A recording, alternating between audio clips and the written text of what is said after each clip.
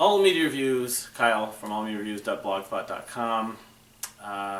Still not really 100% certain the direction of this particular video, but it's supposed to be a season preview or a preview to the season preview of sorts, because I haven't posted anything on the blog, but I've been seeing a lot of talk about the new year, new season, and and I plan to do a lot more work when I have some time off in a few weeks, but I figured I'd just make a few announcements and that kind of thing, and try to cover a little bit of ground with some props, some proper, not proper, but and that's kind of what I'm struggling with. But I guess I will talk about, just as quickly as possible, one thing. Actually, first, let me just show something I got in the mail.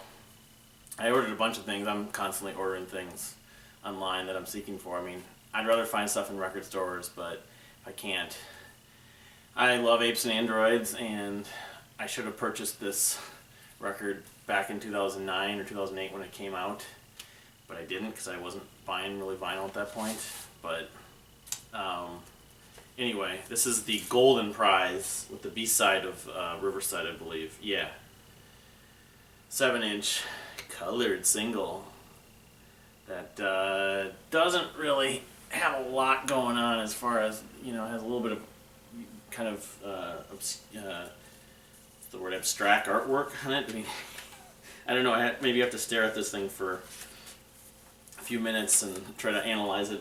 It does go along with the artwork on the actual case. But so this is my last, probably my last Apes and Androids item that I don't own, that I now own, that I can think of that I'll be able to seek out. They were on some sort of compilation that might be worth finding, but other than that, if they ever come back, they ever come back.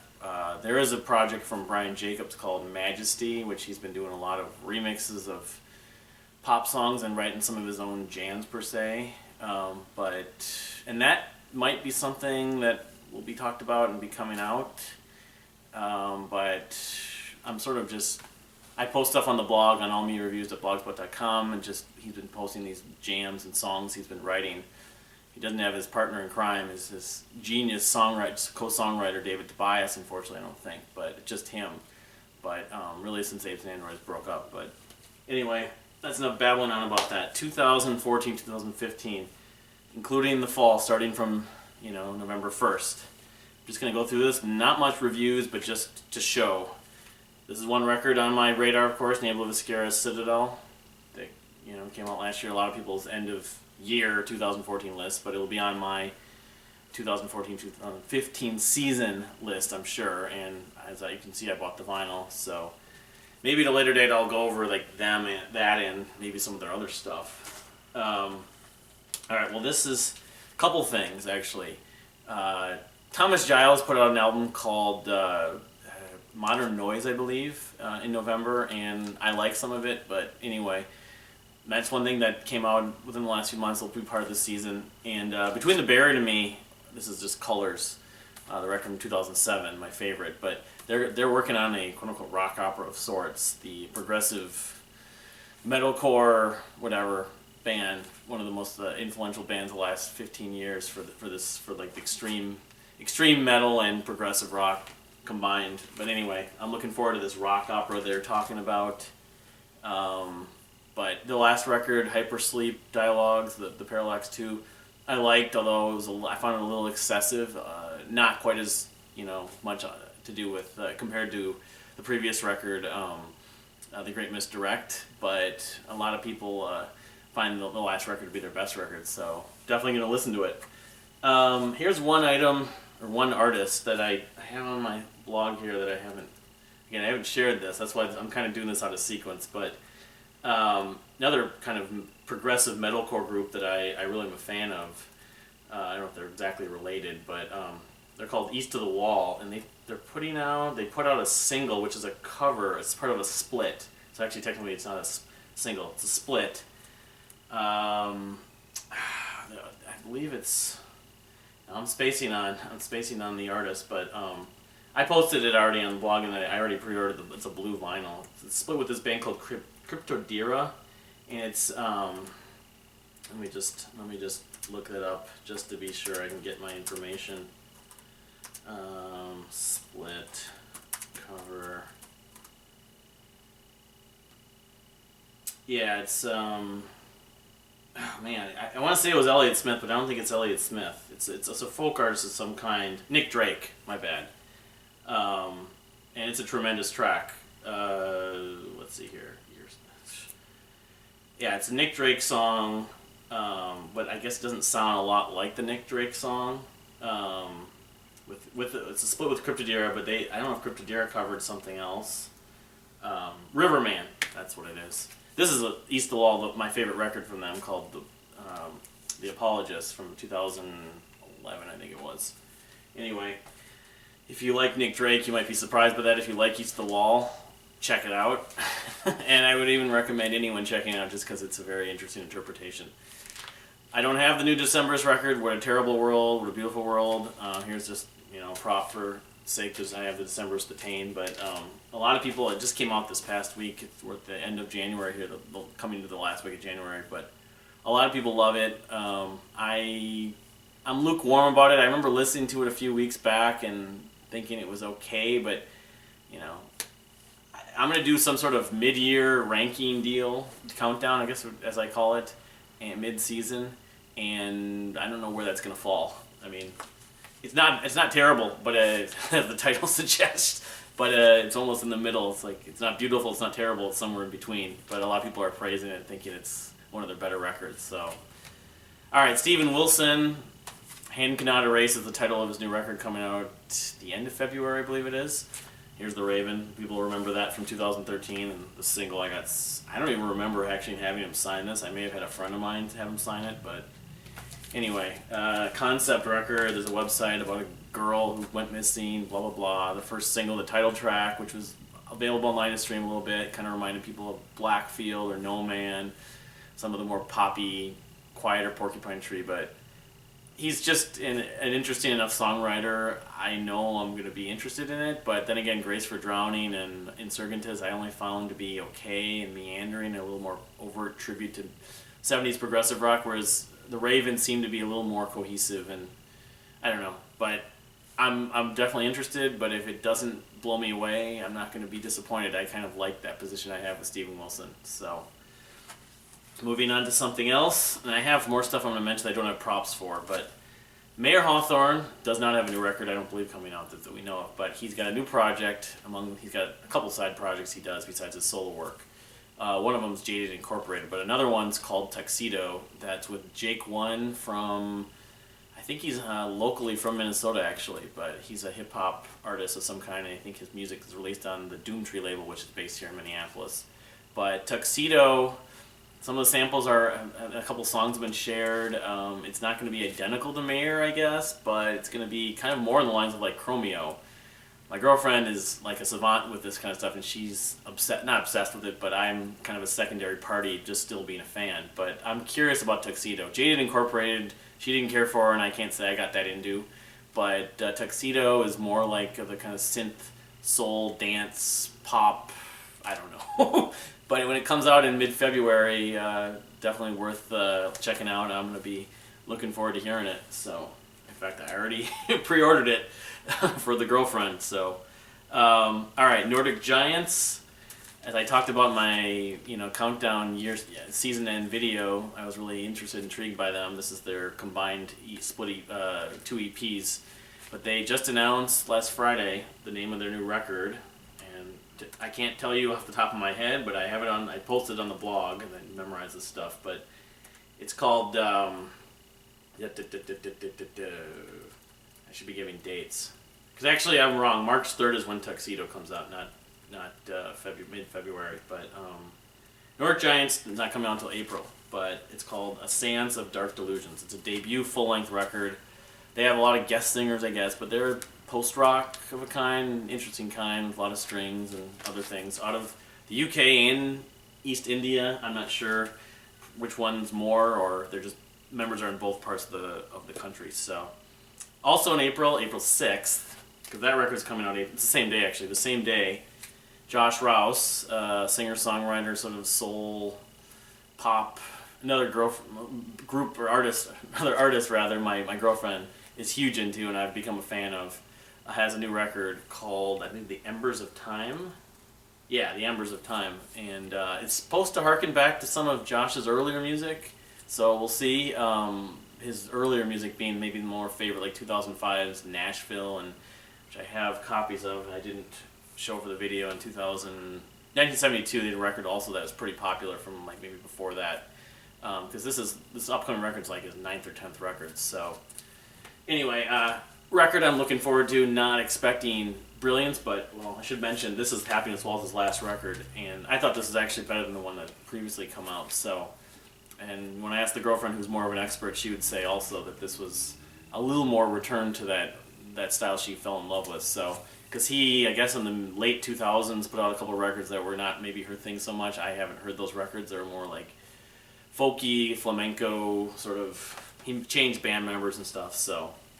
And then I should also mention the same day, April 6th, April 7th, with Josh and Nordic Giants, another British group is putting out a debut record called the Barnum Meserve, Meserve. I don't have anything to show, but you can look them up on Facebook, Twitter, YouTube. It's just a self-titled record. I guess describing them, they're sort of experimental rock with vocal harmonies and strings. They're kind of maybe my thing. You call it post-rock. They're a little darker. I guess I remember thinking they were almost cabaret or gothic in a way. But the interesting thing about that record and this band, though, is that they've already recorded their second record. And this is their first record that's coming out on April 6th. They've already recorded their second record, and that they're trying to see if they can they'll finish mixing it, trying to see if they can release it in 2016 already. And they're writing and maybe even recorded some material, but at least written material for the third record. So they're not sure about what they're going to do with the label or not.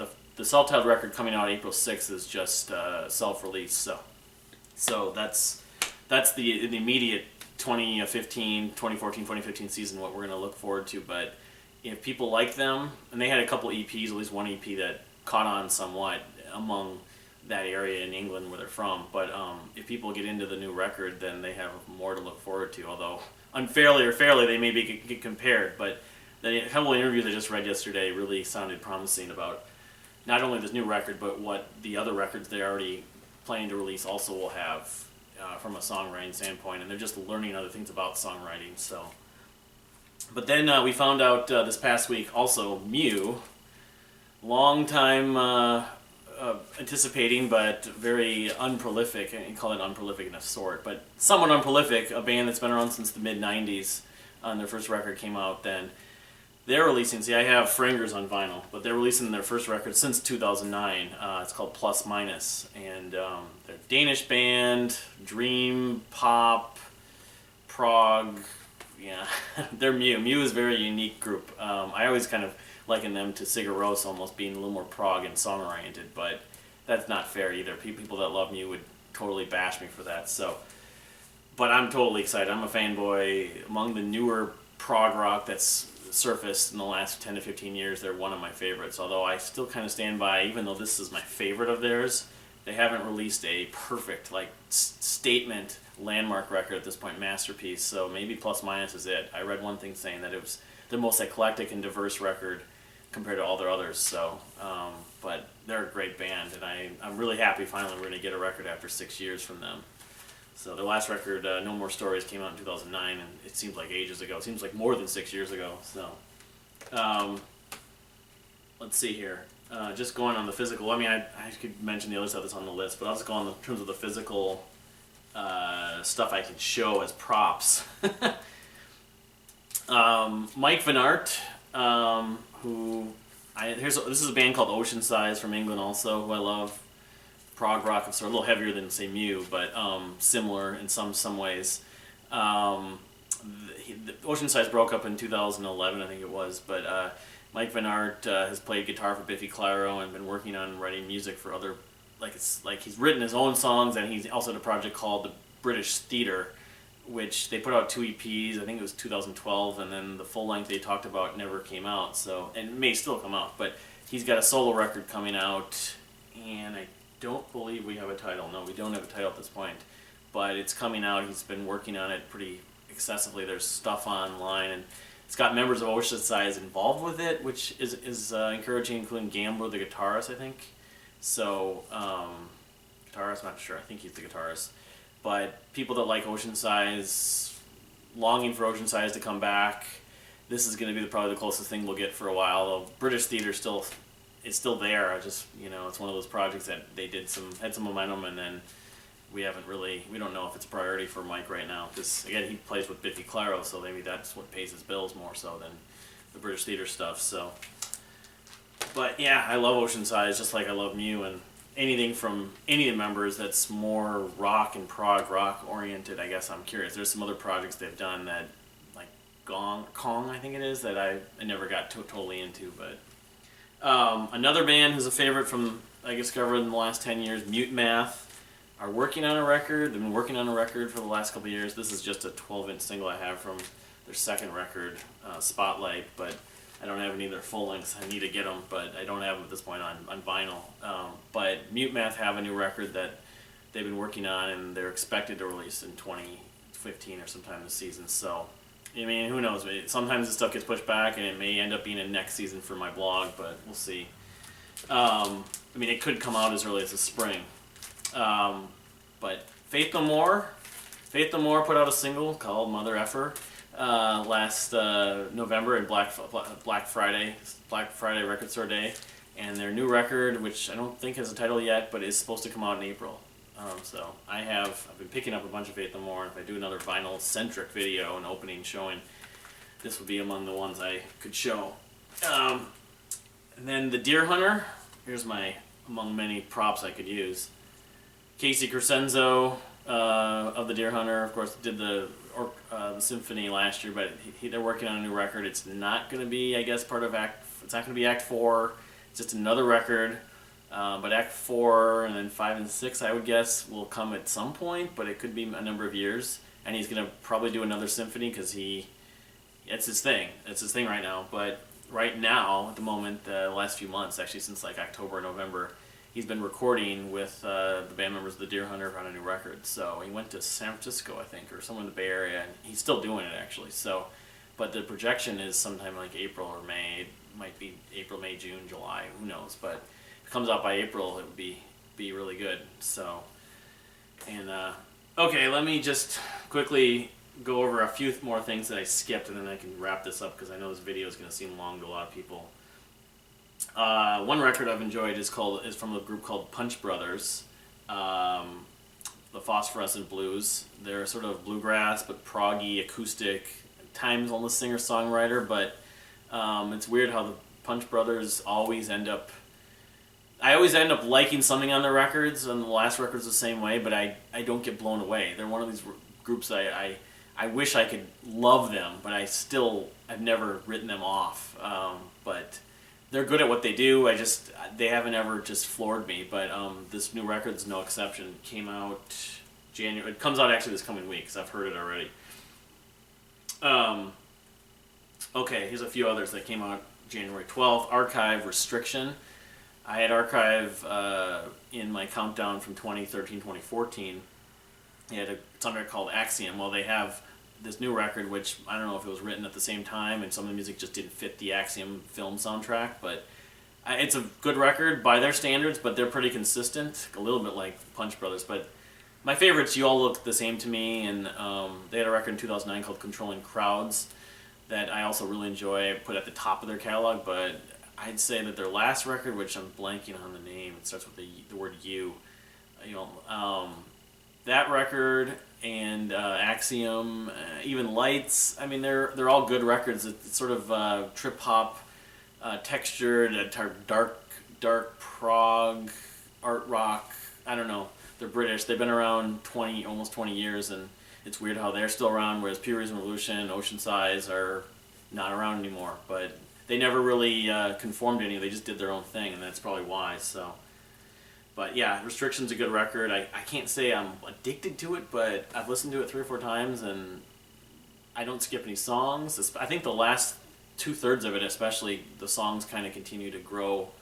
The female vocals, really emotional, So I definitely think it's one of the better records I've heard this year. Probably even at this point, I'd put it in this season. Put it in the top 10, maybe even top 5. Timmy Sean, the singer, songwriter, power pop group guy from Servideo, he's releasing a song every week, some covers. They're all songs he had in archives on his Bandcamp page, and it's just called Song of the Week. And I've heard a few of them. They're good. I mean, his best work to me is still the Noise Water record from 2010, but it'll be fun. It's a little bit like what 3 did last year. Instead of every month, it's every week. So, Timmy Sean, I'm still waiting for a record to be in league with the Noise Water, Songs from Noise Water, I think it's called, but because I love what he did with that record with sort of the Jellyfish, Beach Boys, Queen, Silverchair, later Silverchair kind of vibe. Speaking of Silverchair, I should mention Daniel Johns, formerly ex-Silverchair at this point, has something coming out on this coming week on January 29th on Thursday called Aerial Love, I think. But is it a song? Is it a full length? He recorded a record apparently, and it was supposed to come out in 2014 at some point, and it didn't, or last season.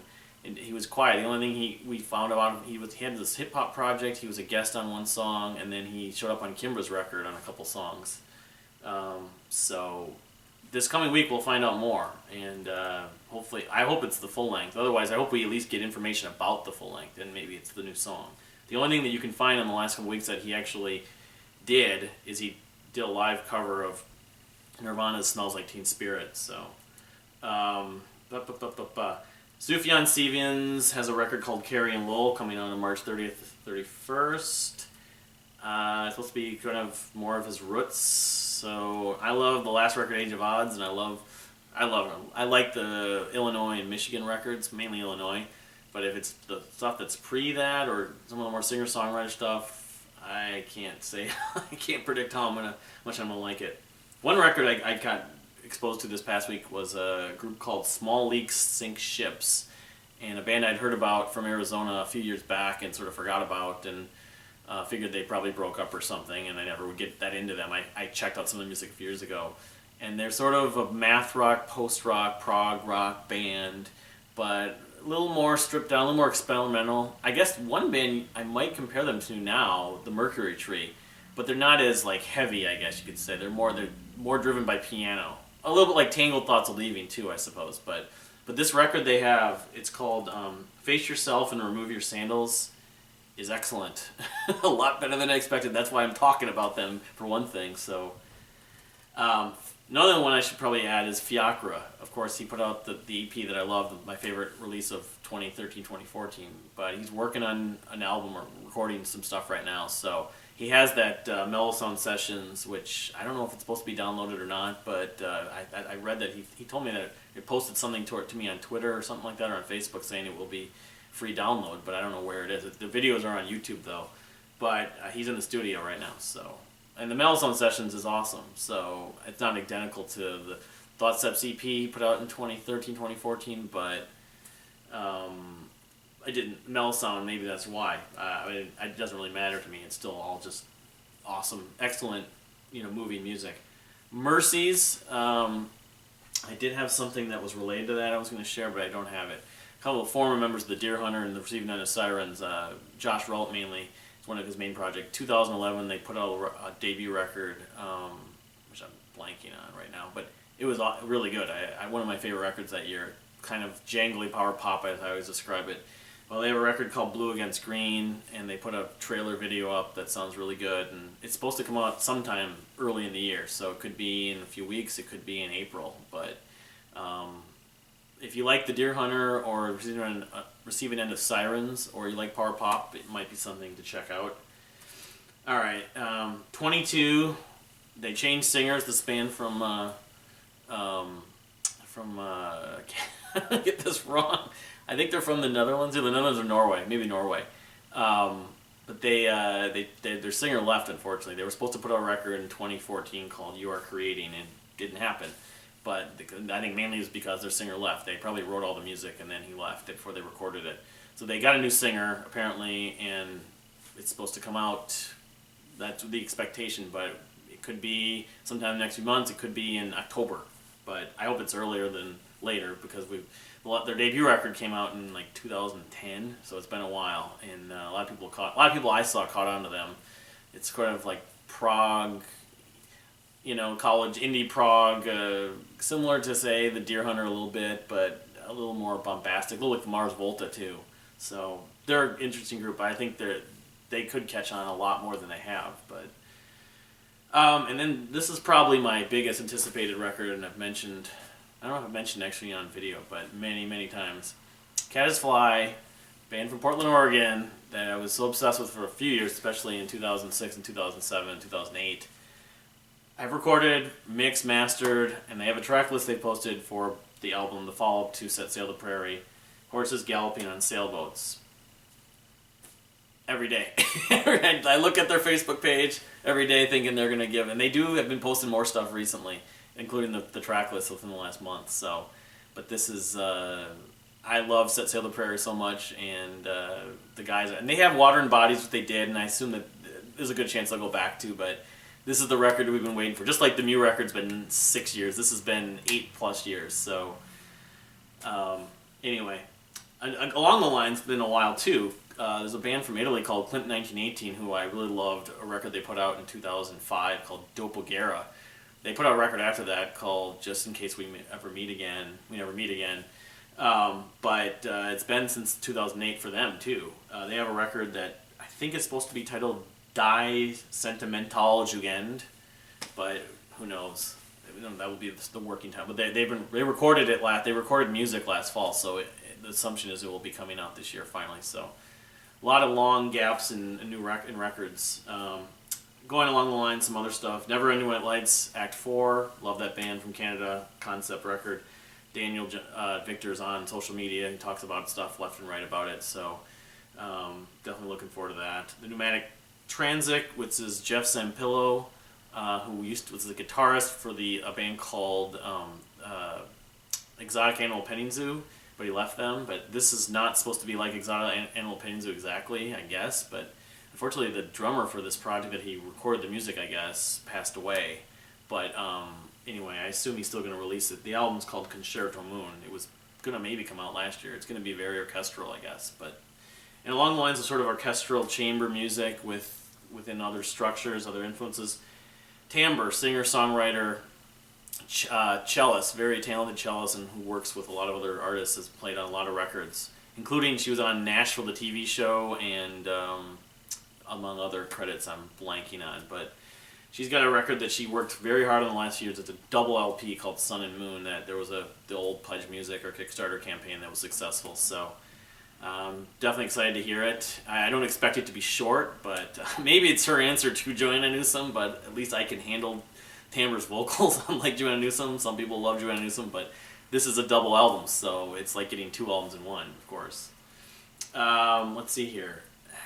Bird and the Bee, a band my girlfriend really likes. It's been a long time since they put out a record. They didn't have a label, but they're supposed to put out a record this year. And then there's a lot of other names that are sort of likely, maybe, possibly, I could just go through the list. People wouldn't be able to catch it. Muse will probably put out a record. Ours, I love them. I think a record will come out this year, but who knows. Gatherer from New Zealand, experimental, heavy prog rock. House of Fools, still waiting on that. Casey Crescenzo of the Deer Hunter, once he's finished the Deer Hunter project, he has been working with Jesse Raborti of the River Empires. The River Empires, don't know what the story is with that. It seems like it's up in the air, and Jesse just has not made it his time because he hasn't been able to do it, unfortunately. But if Casey and him at least are working together, I don't care if it's not the River Empires. I want to hear it. Because Casey at least has moved. He was living in California. He's moved up to Seattle or something, somewhere up in the Pacific Northwest. Jesse's in Portland, so they've been able to do some music or do some stuff together recently in the last 6 months.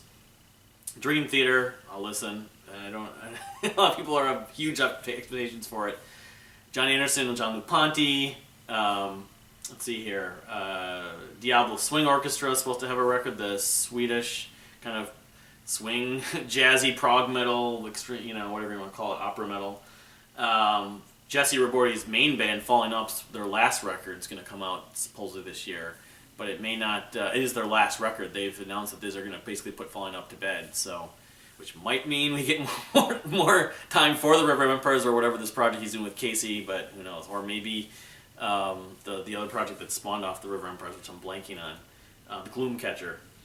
Let's see here. Jazz Kamikaze, maybe. That band that I love their record from 2010. Their last record was more jazz, not really any vocals, but they're from Denmark as well, I believe. People said they were like Mew without like a jazzier version of Mew. I remember at one point. Journal, prog metal, extreme prog metal. If Marillion puts something out, of course I'm a fanboy. I'll definitely be interested. Ramona Falls, possibly. Brent Knopf writing music for his next record, but who knows? I'm sure that information will come and we'll get some mind-blowing, awesome track right away. Tangled Thoughts of Leaving, that post-rock band, kind of jazzy post-rock band from Down Under. The Velveteen, so waiting for them to put out a record even close to as good as their record from Elysium from 2003 or whatever it was. Let's see here. I think that's about it, because this has gone on Diary of the Mouth badly. I think that's about all for now. I mean, there's some other stuff, and I put on my list, some local bands. The Apples in Stereo might put out a record this year. But I think I should probably also just briefly mention, and I'll do separate videos for these. My favorite 2 records this year so far are Hotel the Laughing Trees' New World Sundown, which comes out in a couple weeks, like February 1st, so a little over a week. And Subterranean Masquerades, 10 years in the making, or finally new release in 10 years, The Great Bazaar, which I'm still waiting on my hard copy, but of course, since I pre-ordered, I got to download and stuff. And I think it's actually streamable on Bandcamp, but yeah, I'll try to put up something, in the next few weeks, especially when I have time off. I can really invest time into this. But this has been my preview of all previews for 2014, 2015, and who knows? Maybe I'll do another coming release dates. And just not call these previews, just coming albums like every 6 months or every 3 months, and that might work out better. But thanks for watching.